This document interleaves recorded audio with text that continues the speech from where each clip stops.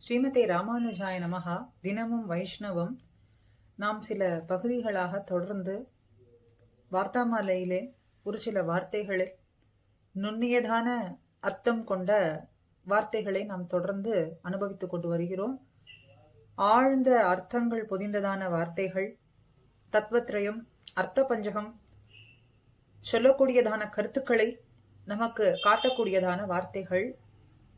அதை தொடர்ந்து இன்று ஒரு வார்த்தை முன்னே சாதித்ததான பகுதியிலிருந்து ஒரு அடியார் கேட்டிருந்தார். அதை தொடர்ந்து இந்த வார்த்தையை நாம் இன்று அனுபவிக்க இருக்கோம். ஆச்சான் பிள்ளை கோஷ்டியிலே ஸ்ரீ வைஷ்ணவர்கள்லாம் கூட்டமாக வந்து அவரிடத்திலே பிரார்த்தித்துக் கொண்டு எங்களுக்கு தஞ்சமா இருப்பதொரு வார்த்தையை அருளி செய்ய வேண்டும் அப்படின்னு பிரார்த்தனை பண்ணினார்கள். அப்படி சொல்லும் பொழுது நாம் லீலைக்கு விஷயமா இல்லை இரக்கத்துக்கு விஷயமோ அப்படின்னும் பிரார்த்தனை பண்ணினார்களாம். எம்பெருமானுடைய லீலைக்கு விஷயமா அல்லது அவனுடைய இரக்கத்துக்கு விஷயமா அப்படின்னு கேட்டார்களாம். அதற்கு அவருடைய பதில், உடன்பட்டிருந்தோம் அப்படின்னு சொன்னா அவனுடைய லீலைக்கு விஷயமாவோம், அகப்பட்டோம் என்று இருந்தோமாகில் அவனுடைய இரக்கத்துக்கு விஷயமாவோம் அப்படின்னு சொன்னாராம். இதனுடைய விவரணத்தை இன்னொரு வார்த்தையிலே முதலியாண்டான் வார்த்தை அப்படின்னு சொல்றக்கூடிய ஒரு வார்த்தையிலே, முதலியாண்டான் அருளி செய்ததான வார்த்தை, அந்த வார்த்தையிலே மிக விரிவாக கொடுக்கப்பட்டிருக்கிறது. அதனுடைய அர்த்தம், உபய விபூதியும் ஈஸ்வரனுக்கு சேஷமாயிருக்கும் அப்படின்னு காட்சார். உபய விபூதியும் ஈஸ்வரனான எம்பெருமானுக்கு எம்பெருமான் இட்ட வழக்காக இருக்கும் அப்படின்னு அர்த்தம். அப்ப ஈஸ்வரன் அப்படின்னு சொன்னாலே சர்வத்தையும் நியமிக்க கூடியவன், அப்படி நியமிப்பதற்கான சக்தி படைத்தவன் அப்படிங்கறதான் ஈஸ்வரன் அப்படிங்கிற சப்தம் நமக்கு காட்டுகின்றது. அப்ப அந்த ருத்ரன் முதலானவர்களை எல்லாம் ஈஸ்வரன் சொல்றோமே அப்படின்னு சொன்னா, அப்படிப்பட்ட தேவதைகள் தங்களுக்கு சக்தி கிடைத்திருக்கிறதுன்னு சொன்னா அப்படிப்பட்ட சக்தியையும் கொடுக்கக்கூடியவனானவன் எம்பெருமான் ஒருவனே, நாராயணன் ஒருவன் என்றுதான் வேத வாக்கியங்கள் உபனிஷத்துகள்லாம் நமக்கு காட்டி கொடுக்கின்றது. ஆக சர்வரையும் நியமிக்க கூடியவன், இவனை நியமிப்பார் என்பது இல்லாதவன், அப்படி நியமிப்பதற்கு சக்தி படைத்தவன், அப்படிப்பட்டவனான பகவான் அப்படிங்கிற சேஷியானவனைத்தான் ஈஸ்வரன் அப்படின்னு சொல்றோம். அப்படிப்பட்ட எம்பெருமானுக்கு ஈஸ்வரனுக்கு லீலா விபூதி அவனிட்ட வழக்காக இருக்கின்றது. அழியக்கூடியது இந்த லீலா விபூதி, பிரகிருதி மண்டலம்னு சொல்றோம். இந்த உபய விபூதி கூட பரமபதமும் அவனிட்ட வழக்காகவே இருக்கின்றது. நித்தியமானது, அழியாதது, அப்ராக்கிருத்தமானது அப்படின்னு சொல்றோம். அப்ப அந்த உபய விபூதியும் அவனிட்ட வழக்காகவே இருக்கின்றது. சரி, அப்படி அதில் இருக்கும் அவர்கள் பத்தரும் நித்தியரும் முக்தரும் அப்படின்னு சொல்றார். அப்படி இந்த உபய விபூதி ஆகட்டும், இந்த லீலா விபூதி ஆகட்டும், அநேக விதமான ஆத்மாக்கள் உள்ளனர், அவனாலே படைக்கப்படக்கூடியவர்கள் அப்படின்னு தெரிகின்றது. அப்படி அதிலே இந்த ஆத்மாக்கள் 3 வகைப்படக்கூடியவர்கள் அப்படின்னு காட்டுறார். பத்தர்கள், நித்தியர்கள், முக்தர்கள் அப்படின்னு சொல்றார். பத்தர்கள் அப்படின்னு சொன்னா பத்தத்துக்கு கட்டுப்பட்டவர்கள், பத்தாத்மா அப்படின்னு சொல்றோம் இல்லையா? அப்போ கட்டுப்பட்டவர்கள், இந்த சம்சாரத்திலே கட்டுப்பட்டவர்கள், எப்பொழுதுமே கட்டுப்பட்டவர்கள் அப்படிங்கிறவர்களை தான் பத்தர்னு சொல்றோம். நித்தியசூரிகள், நித்தியர்கள் அப்படிங்கிறவர்கள் நித்தியமானவர்கள், எப்பொழுதுமே கட்டுப்படாதவர்கள், இந்த சம்சாரத்திலே கட்டுப்படாதவர்கள். முக்தர்கள், முக்தாத்மான்னு சொல்லும் பொழுது முன்னே கட்டுப்பட்டவர்கள், இந்த பந்தத்திலே கட்டுப்பட்டவர்கள், பிற்பாடு அந்த பந்தத்திலிருந்து நீங்கினவர்கள் அப்படின்னு கொள்ளலாம். ஆக பத்தர்கள், நித்தியர்கள், முக்தர்கள் அப்படின்னு காட்டுறார். இந்த பத்தர்களிலேயும் 2 படி இருக்கும் அப்படின்னு சொல்றார். 2 வகைப்படுபவர்கள், முமுட்சுகளும் சம்சாரிகளும் அப்படின்னு காட்டுறார். முமுட்சுக்கள் அப்படின்னு சொன்னா மோட்சத்திலே ஆசை உடையவர்கள், இந்த சம்சாரம் போரும், இந்த இருப்பு போரும், இதில் இருக்க முடியவில்லை அப்படிங்கிற தவிப்பு ஆர்த்தி ஏறிட்டு கொண்டு மோட்சம் அடைய வேண்டும் அப்படிங்கிற ஆசை உடையவர்கள் முமுட்சுக்கள் அப்படின்னு சொல்றோம். சம்சாரிகள் அப்படின்னு சொல்லும் பொழுது இந்த சம்சாரத்திலேயே உழன்று தவிப்பவர்களானவர்களை சம்சாரிகள் அப்படின்னு சொல்றோம். ஆக பத்தர்கள், நித்தியர்கள், முக்தர்கள் அப்படிங்கிற ஆத்மா வகையிலே பத்தர்களிலே முமுட்சுக்கள்னும் சம்சாரிகள் அப்படின்னும் 2 வகையை காட்டுகின்றார். மொத்தமா இப்போ எல்லா ஆத்மாக்களையும் சேர்த்து இவர்கள்தான் அகங்கார மமகாரம் கழிந்திருப்பாரும், அகங்கார மமகாரங்களிலே அகப்பட்டோம் என்று இருப்பாரும், அகங்கார மமகாரங்களோடு உடன்பட்டிருப்பாருமாய் இருக்கும் அப்படின்னு காட்டுறார். அப்ப இந்த ஆத்மாக்களிலே அகங்கார மமகாரம் கழிந்திருப்பவர்கள் அப்படின்னு ஒரு சாரார், அகங்கார மமகாரத்தோடு உடன்பட்டிருப்பவர்கள் அப்படின்னு ஒரு சாரார், அகங்கார மமகாரம் அதிலே அகப்பட்டோம் அப்படின்னு சொல்லக்கூடிய சாரார்னு காட்டுறார். இந்த ஆத்மாக்கள் அத்தனை பேருமே இந்த 3 வகையிலே வரக்கூடியவர்கள் அப்படின்னு சொல்றார். அப்ப பொதுவா அகங்காரம் அப்படின்னு சொன்னா என்ன? கர்வம்னு நாம் சொல்றோம். ஆனா நேரே குறிக்கக்கூடிய சப்தார்த்தம் என்ன?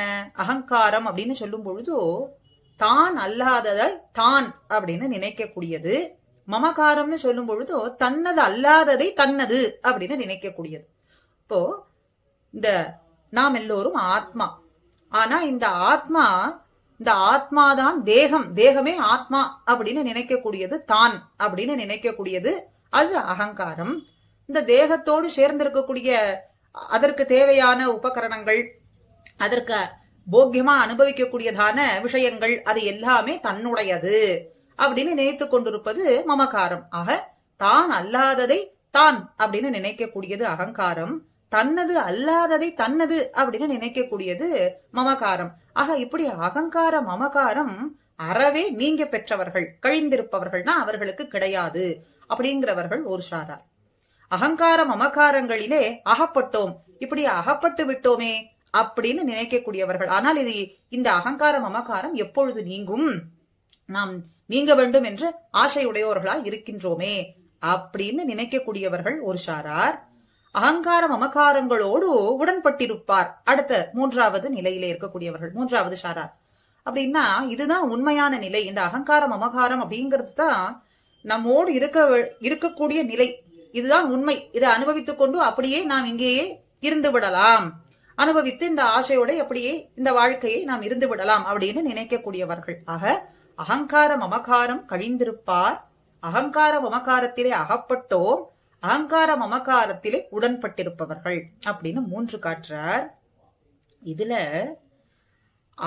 கழிந்திருப்பார் அப்படிங்கிறவர்கள் யார்? முதல்ல பார்த்தும்போது கழிந்திருப்பவர்கள் அப்படிங்கிறவர்கள் நித்தியரும் முக்தரும் அப்படின்னு சொன்னோம். நித்தியர்கள், நித்தியரும் சொல்லும் பொழுது நித்திய சூரிகளை பார்த்தோமே, அவர்கள் எப்பொழுதுமே அகங்கார மமகாரங்கள் கழிந்திருப்பவர்கள். முக்தர்கள் அப்படின்னு சொல்லும் பொழுது முன்னே பந்தத்திலே அகப்பட்டவர்கள், அந்த பந்தம் நீங்க பெற்றவர்கள் அப்படின்னு பார்த்தோம், முக்தாத்மான்னு. அவர்களும் அகங்கார மமகாரங்கள் கழிய பெற்றவர்கள் அப்படின்னு காட்டுறார். உடன்பட்டிருப்பவர்கள் யார் அப்படின்னு சொல்லும் பொழுது நித்திய சம்சாரிகள், அதாவது அவர்களுக்கு இப்பொழுதும் இந்த சம்சாரத்திலே இருக்கக்கூடியவர்களா இருக்கின்றார்கள். அந்த அகங்கார மமகாரம் நீங்க வேண்டும் அப்படிங்கிற ஆசை இப்பொழுது இல்லாமல் இந்த சம்சாரத்திலே உழலக்கூடியவர்களா இருக்கின்றார்கள் அப்படின்னு அர்த்தம். ஆக இந்த அகங்கார மமகாரம் கழிந்திருப்பவர்கள் யார்? நித்தியர்களும் முக்தர்களும். உடன்பட்டிருப்பவர்கள் நித்திய சம்சாரிகள். இதில் கழிந்திருப்பாரை எம்பெருமான் தன் ஈமைக்கு விஷயமாக்குவான். ஆக இந்த அகங்கார மமகாரம் யாருக்கு கழிந்திருக்கின்றதோ அவர்களை தன்னுடைய இனிமைக்கு விஷயமாக்குவான் அப்படின்னு அர்த்தம். இனிமைக்கு விஷயம்னா போக்கிய பதார்த்தங்களை போல அவன் கொள்ளுவானாம். தனக்கு எப்படி போக்கிய பதார்த்தங்கள் உள்ளதோ அது போல இந்த அகங்கார மமகாரங்களை கழிந்திருப்பவர்களை தன்னிடத்திலே கொள்ளுவான், பிரயோஜனப்படுத்திக் கொள்ளுவான் அப்படின்னு வைத்துக் கொள்ளலாம். அதே அகப்பட்டோம், இப்படி இந்த அகங்கார மமகாரத்திலே அகப்பட்டிருக்கிறோம், ஆனால் எப்படி இதை கழித்து கட்டுவது அப்படின்னு தெரியாமல் இருக்கிறோமே அப்படின்னு நினைக்கக்கூடியவர்களை தன் இரக்கத்துக்கு விஷயமாக்குவான். அப்படின்னா அவர்களிடத்துல நிர்ஹேத்துக்கு கிருப்பையை சொரிவான், கருணையை சொரிந்து அருள் பண்ணி அவர்களுக்கு அனுகிரகம் பண்ணி இந்த அகங்கார மமகாரம் எல்லாம் கழிந்து தன் அடியிலே சேர்த்துக் கொள்வதற்கு வழி செய்வான் எம்பெருமான் அப்படின்னு அர்த்தம். ஆக அகப்பட்டோம் என்று இருப்பாரை தன்னுடைய இரக்கத்துக்கு விஷயமாக்கும்.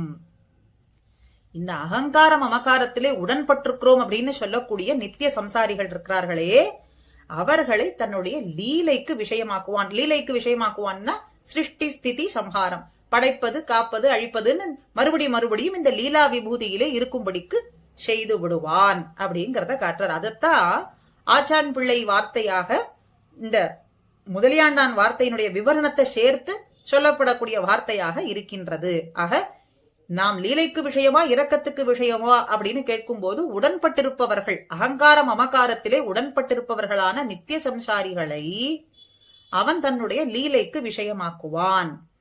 அதே கழிந்திருப்பாருக்கு எப்படியும் போக்கிய பதார்த்தமாக கொள்ளுவான். அதுல இப்போ நமக்கு சந்தேகம் இல்லை. அதை அகப்பட்டோம் அப்படின்னு நினைக்கக்கூடியவர்களான முமுட்சுக்கள் இருக்கிறார்களே, மோட்சத்திலே ஆசை உடையவர்களான முமுட்சுக்கள், அவர்களை தன்னுடைய நிர்ஹேத்துக்க கிருபைக்கு பாத்திரமாக்கி அவர்களுக்கு பயன் பெறும்படிக்கு செய்யுவான். அவர்கள் பெற வேண்டிய பேத்தை பெறும்படிக்கு அனுகிரகம் பண்ணுவான் அப்படின்னு நமக்கு அழகாக ஆழ்ந்த அர்த்தம் உள்ளதான இந்த கருத்தை 2 வாக்கியங்களின் மூலமாக, வார்த்தைகளின் மூலமாக இன்று நாம் அனுபவித்தோம்.